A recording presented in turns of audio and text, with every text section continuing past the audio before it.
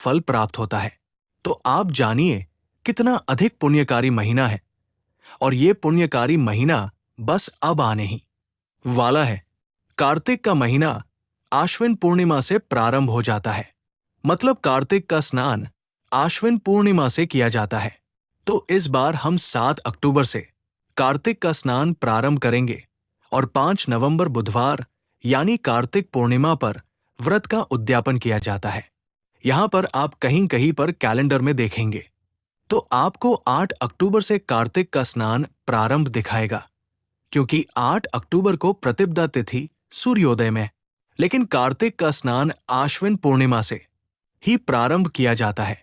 वैसे भी 7 अक्टूबर को सुबह 9:26 पर प्रतिपदा तिथि प्रारंभ हो जाएगी, इसलिए 7 अक्टूबर से ही हम कार्तिक का स्नान प्रारंभ करेंगे।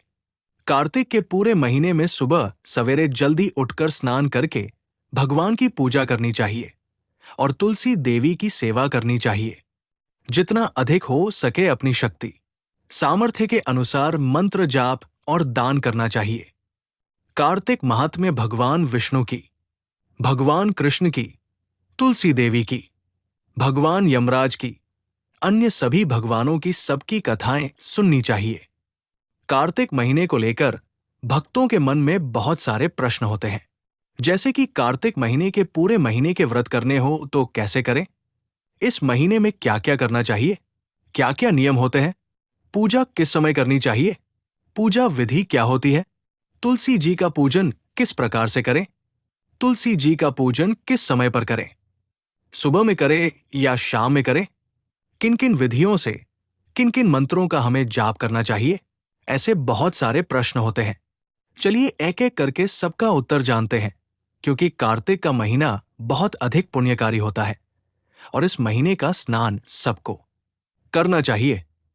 कहा जाता है कि एक समय ब्रह्मा जी ने सभी प्रकार के व्रत दान पूजा सभी एक पलड़े में रखे और तराजू के दूसरे पलड़े में कार्तिक स्नान को रखा, तो कार्तिक स्नान वाला पलड़ा भारी हो गया। इसलिए कार्तिक स्नान को सभी प्रकार के दान व्रत पुण्य से अधिक महत्वपूर्ण माना जाता है। ये मनुष्य की सभी मनोकामनाओं की पूर्ति करता है। जो कोई भी कार्तिक का स्नान करना चाहते हैं, कार्तिक की पूजा करना चाहते हैं, उन्हें कार्तिक महीना आने से पहले जो एकादशी आती है, जिसे पापांकुशा एकादशी कहते हैं, उस दिन भगवान विष्णु की पूजा करके उन्हें प्रणाम करके कार्तिक मास के स्नान की कार्तिक महीने के व्रत की आज्ञा लेनी चाहिए, ऐसा कहा जाता है।